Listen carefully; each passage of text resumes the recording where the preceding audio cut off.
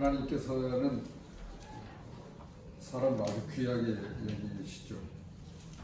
그리고 하나님께서는 또 사람을 통해서 일을 하십니다. 그래서 사람을 창조하셨고 그 창조의 하나님으로 우리 가운데 존재하시면서 또 하나님은 우리를 교제의 대상으로 여겨주셔서 지금도 하나님께서 우리와 함께 교제하고 계시죠. 이런 하나님의 뜻과 계획은 오늘 여기에 존재하는 모든 형제와 자매님들에게 해당이 되고 그 어느 누구도 예외가 없습니다. 그래서 하나님께서 사람을 사랑하시고 우리를 그 사랑의 대상으로 여겨주셨습니다.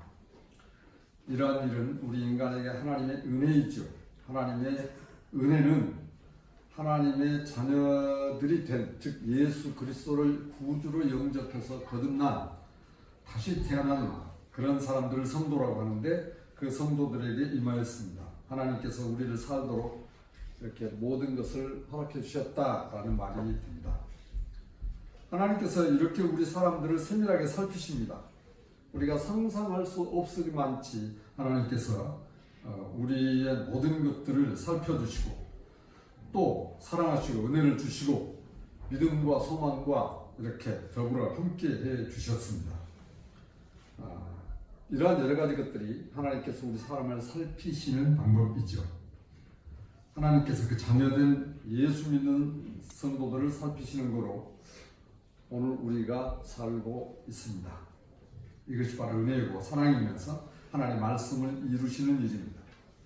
그래서 하나님께서 우리를 살펴주시니 말씀을 통해서 우리에게 증거해 주시고 나타내 주시고 계십니다. 창세기 15장을 우리가 함께 얼마 전에 나누었고요.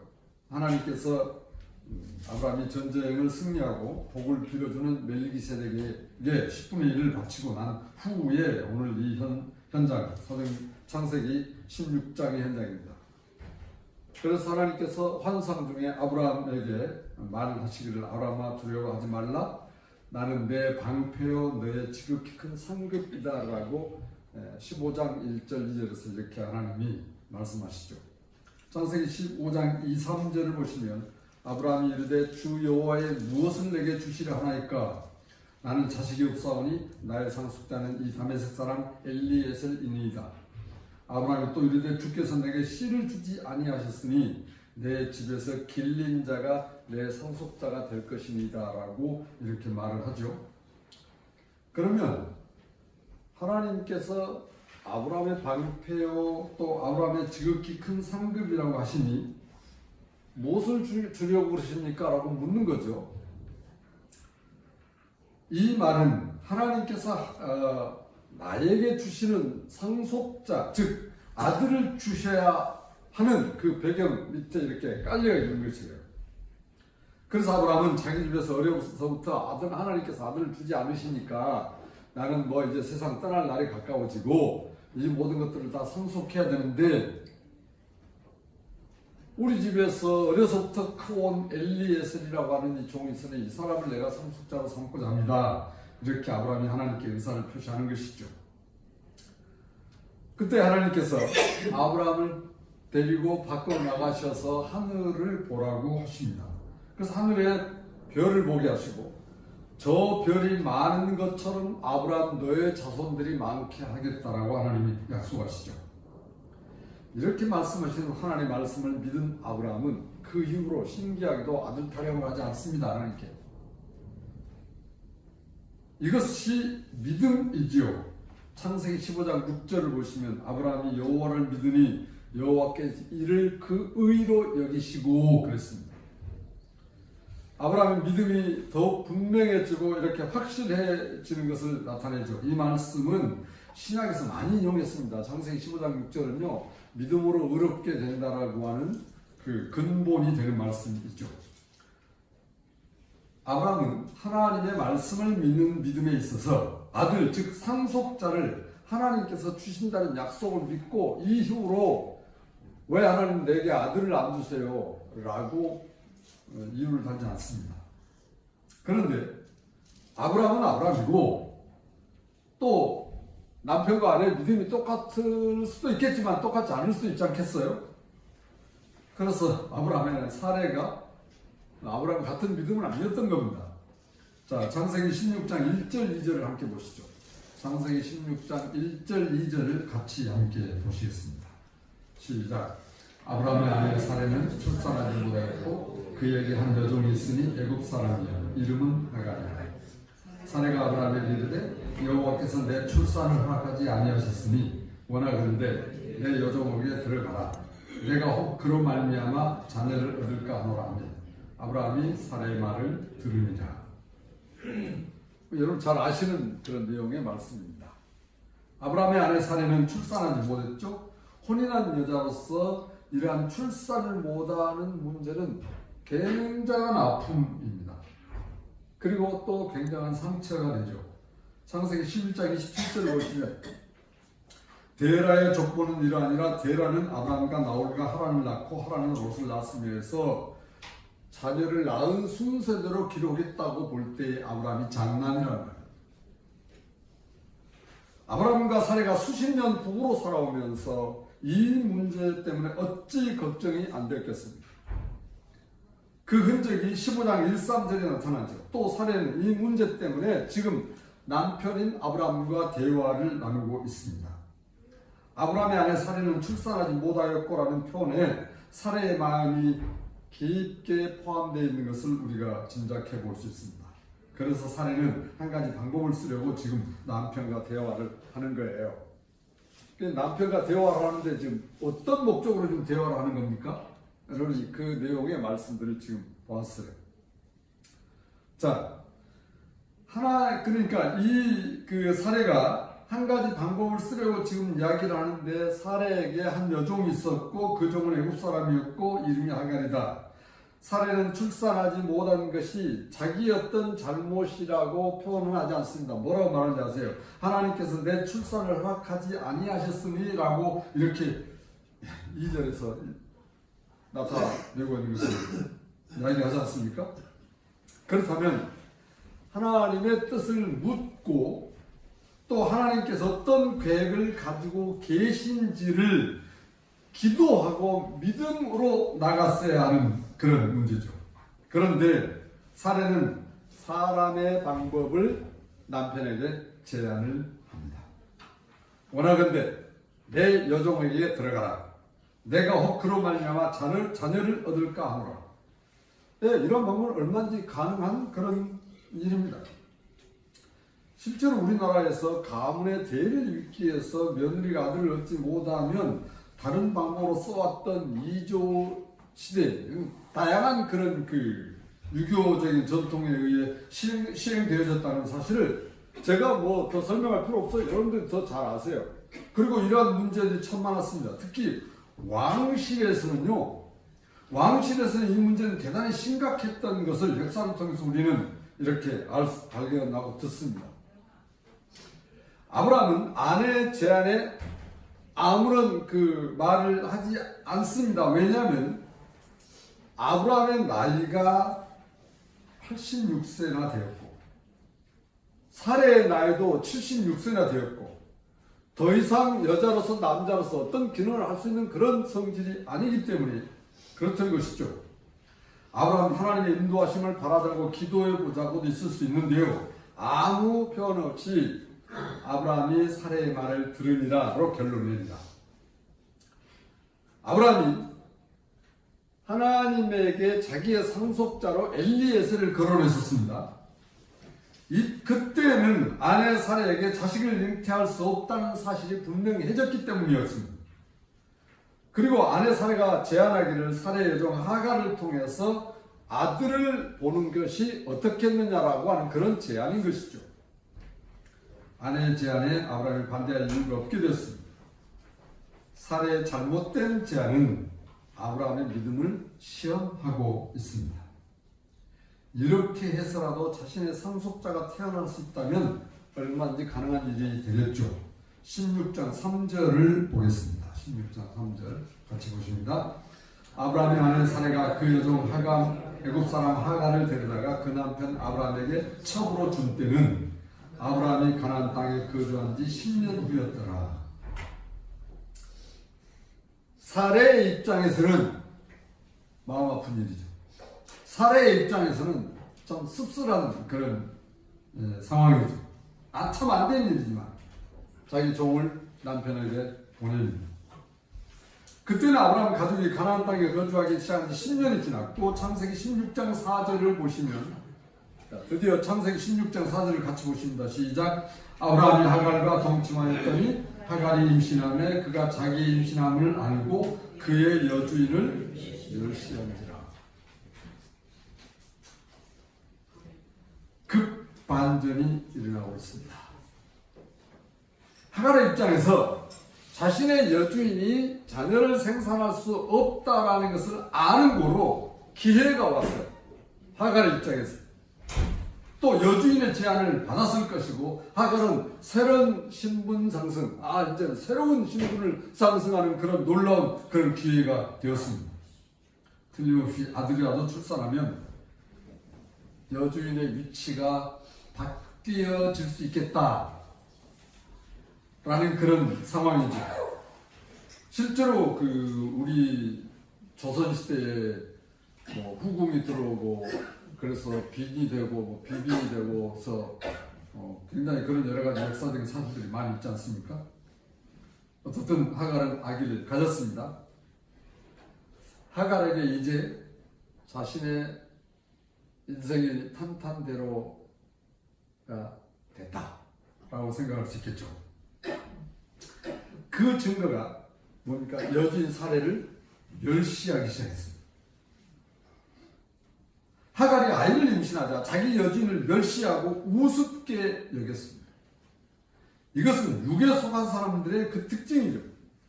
육신의 것을 보고 보이는 대로 살고 보이는 것을 추구하며 살아왔던 육에 속한 자들이 그냥 나타난 그 현상만을 그 전부로 알고 모든 것으로 알고 이렇게 살아가는 그런 마음 자세를 우리가 그 생각인 것을 발견하죠.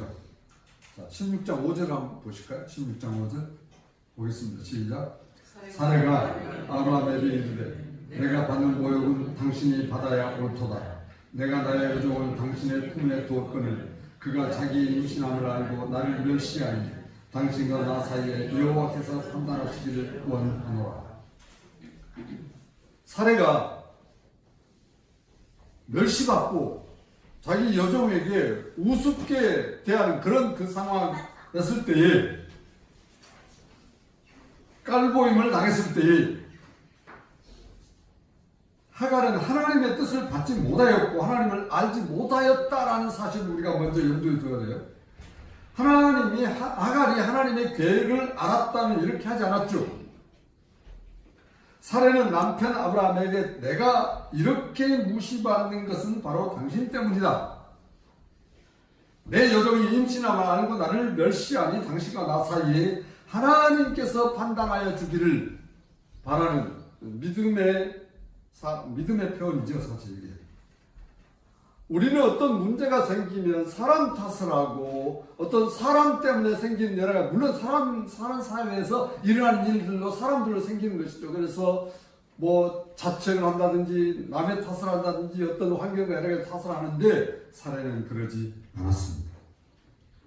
당신과 나 사이에 여호와께서 판단하시기를 원하노라. 이게 영의 사람의 자세이죠. 사례 입장에서도 여러 가지 복잡한 인간적인 생각이 들 수 있었죠. 아브라함은 하갈의 임신 소식을 듣고 기뻤지 않았겠어요? 표현은 안 됐지만 기뻤으라고 생각해. 이제 종을 이렇게 엘리에셀 그 종을 상속자로 삼는 것보다는 어떻든 간에 아들이 서자일지라도 있으니까 상속자가 나왔다라고 생각이 드는 것이죠. 아브라함도 이제 자식을 얻게 되었으니 이 기쁜 일을 만방에 선포할 수 있는 일은 아니겠는가? 그러나 아브라함이 믿음의 사람이라는 것을 드러냅니다. 6절 보시면 나올 수 있어요. 6절을 보겠습니다. 아브라함이 사례에게 이르되 당신은 여종은 당신의 수중에 있으니 당신의 눈에 좋을 대로 그에게 행하라. 하며 사례가 하갈을 학대하였더니 하갈이 사례 앞에서 도망하였더라. 아브라함은 결코 사례를 낼게하지 않았습니다. 도리어 당신의 여종은 당신의 수중이다. 당신의 권한이다. 당신은 왜 좋을 대로 그에게 행해라. 아브라함 입장에서 나를 거기에 관여시키지 말아라. 아브라함은 이 일에 대해 자신이 할 일이 아무것도 없다라는 것을 지금 표현하고 있는 겁니다. 사례는 하갈의 소위가, 하갈의 그 행동거지가 도리에 벗어나서 학대를 합니다. 나는 너를 선대하였는데 임신했다고, 네가 임신했다고 나를 무시하고 깔보고 조롱하다니 이게 무슨 짓이냐. 하갈은 여주인의 태도에 자신이 아들을 낳고 살아봐야 종의 위치에서 벗어날 수 없다라는 것을 알았을 것입니다. 그래서 도망합니다. 하나님께서 아브라함을 통해서 메시아 그리스도를 보내시는 통로를 삼으셨다는 것을 우리는 다 알고 계세요. 여러분이 무수히 지금 계속 듣고 있어요. 창세기 17장 19절에 보시면 하나님께서 아브라함의 후손을 통해서 영원한 언약을 이루시겠다고 하신 증거가 확실히 나타납니다. 다음 주에 우리가 나누게 될 텐데요. 하나님께서 하갈을 그대로 두실 수 없으신 것은 아브라함의 씨를 가진 자이기 때문이었던 거예요. 7절부터 9절을 보겠습니다. 7절부터 9절 같이 보십니다. 시작. 여호와의 사자가 광야의 술길 샘 곁에서 그를 만나 이르되 사례의 여종 하갈아 내가 어디서 왔으니 어디로 가느냐.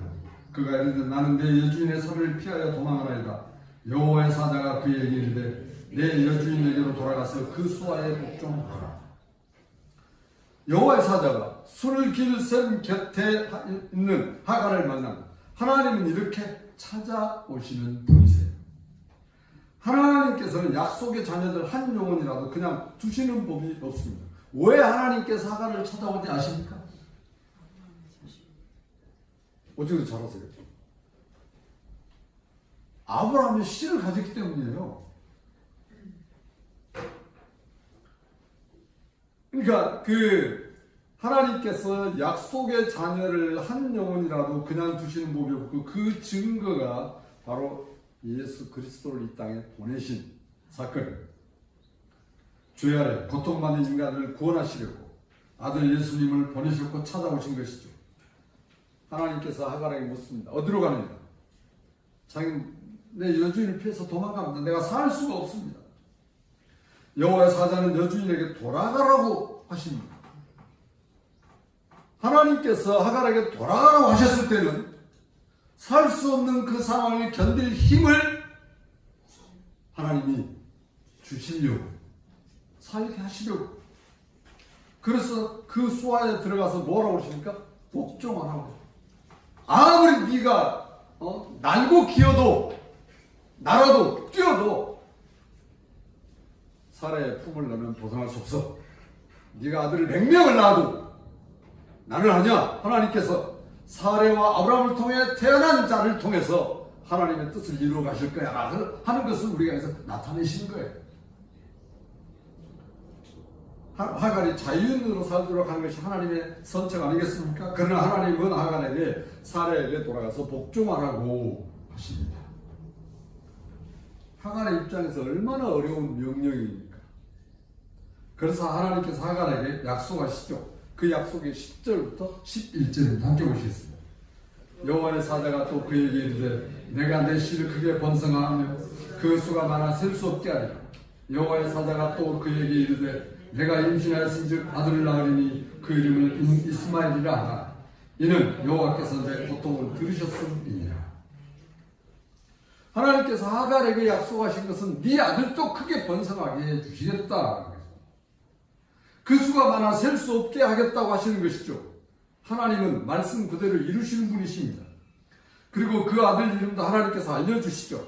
광야에서 하갈은 여호와의 사자를 만남으로 새로운 힘을 얻고 그 여주인에게로 돌아가라고 하는 명령에 순종합니다. 하나님의 사자는 앞으로 이스마엘이 어떤 사람과 그 자손이 될 것인지를 창세기 16장 12절부터 14절에 나타내십니다. 읽어보시면 되고요. 하나님께서 하갈을 선대하신 이유가 무엇일까? 물론 하나님께서 생명을 귀하게 여기시죠. 또 생명의 증인이시죠. 한 생명이라도 하나님의 허락 없이는 어떻게 될 수 없다. 하나님은 한 생명까지도 끝까지 책임지고 돌보신다. 하갈은 단지 아브라함의 아내 사례의 종일 뿐입니다.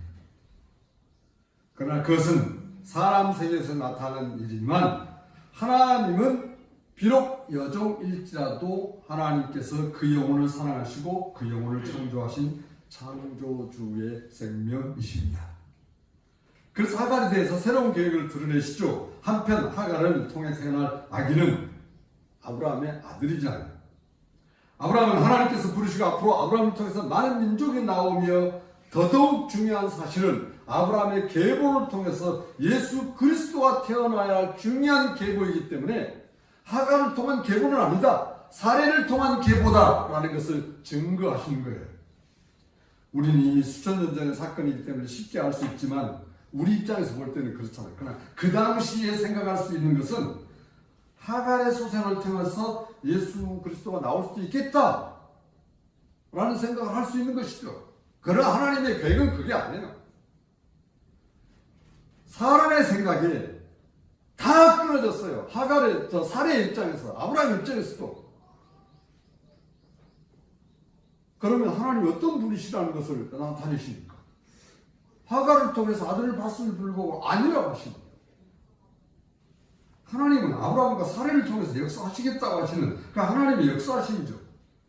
그렇다고 오늘 말씀에 창세기 16장 10절 이하에 약속이 이렇게 할 수 있겠다라는 것을 발견합니다. 하나님의 계획은 아브라함과 사레와 그 사이에 태어난 자를 통해서 많은 왕들이 나오고 큰 민족을 이루겠다라고 하시는 약속이죠.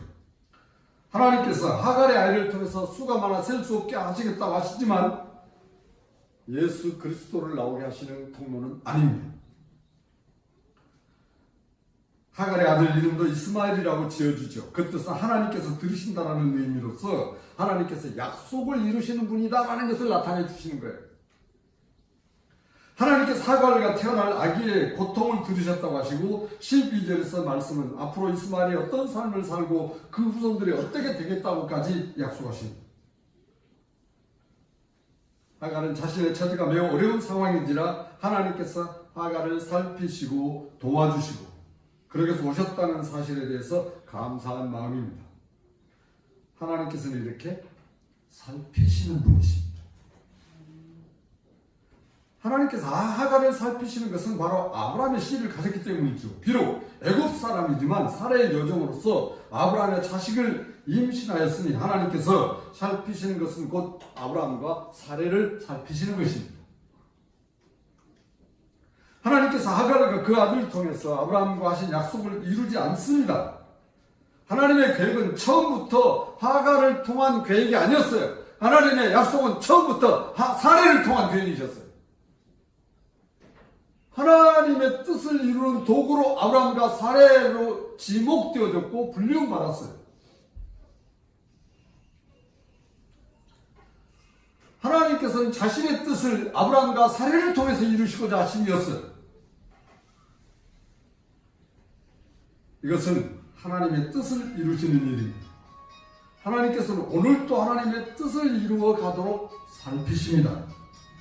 하나님의 자녀로 부르심받은 모든 믿는 자들은 하나님의 살피심 아래에 있습니다. 여러분 한 분 한 분이 하나님의 살피심 아래 존재하고 계십니다.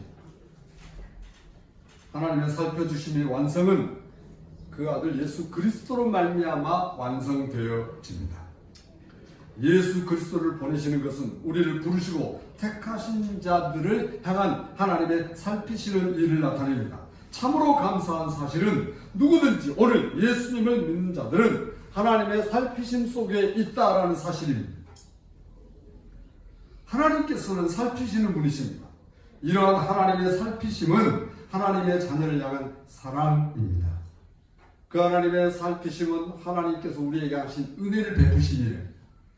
하나님께서 우리를 오늘도 이렇게 살펴주시면 우리에게 소망을 주시는 것이고 인도해 주시는 것이고 여러분의 우리 모든 쓸 것들을 채워주시고 우리 모든 앞으로 살아갈 모든 연수들을 하나님께서 보살펴 주시고 그래서 각 개인이 때가 되면 그 하나님의 때에 아버지의 나라에서 영생을 누리게 될 놀라운 하나님의 자녀들, 적어도 오늘 여기 있는 예수 믿는 여기 있지 않아도 예수를 구주와 주님으로 영접한 그리스도인들에게 있어서 그렇습니다.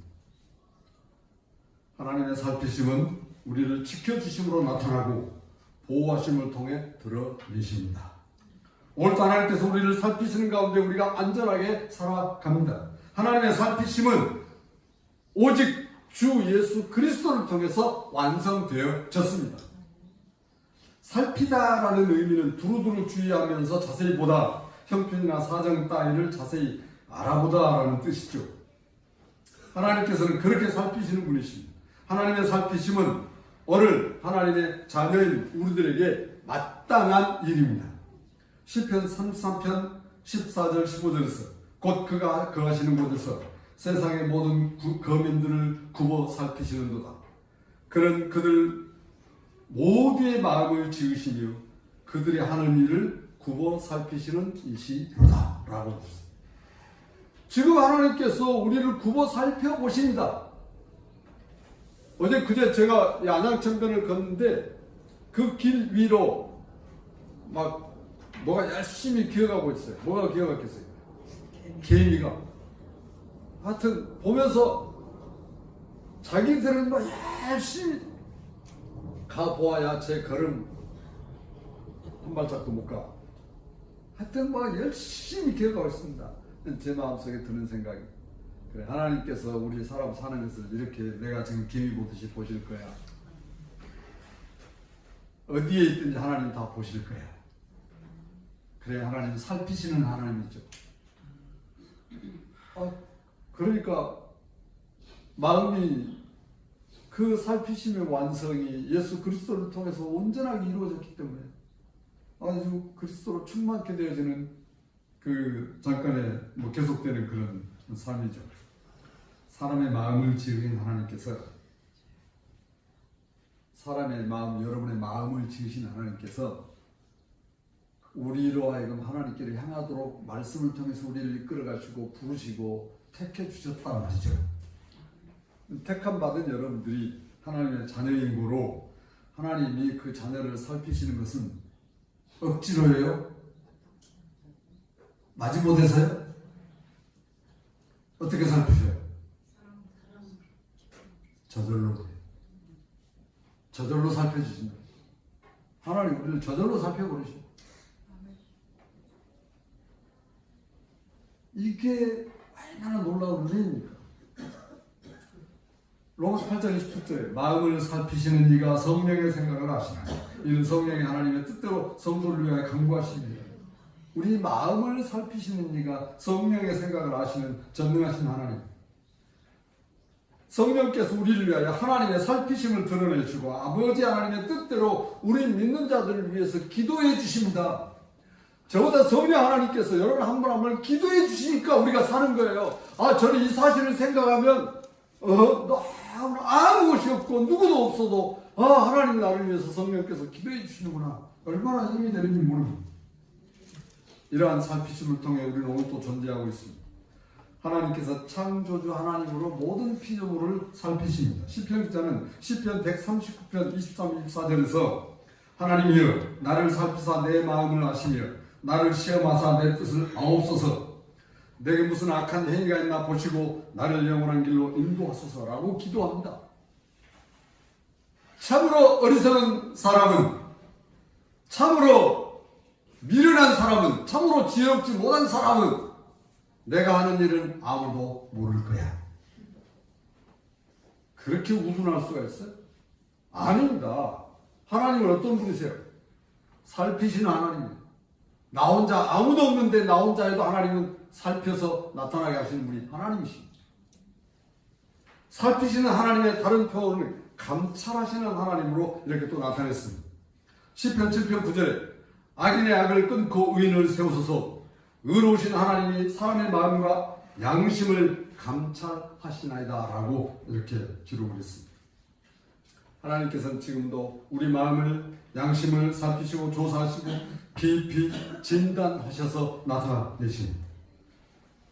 하나님 앞에 숨길 수 있는 것이 없습니다.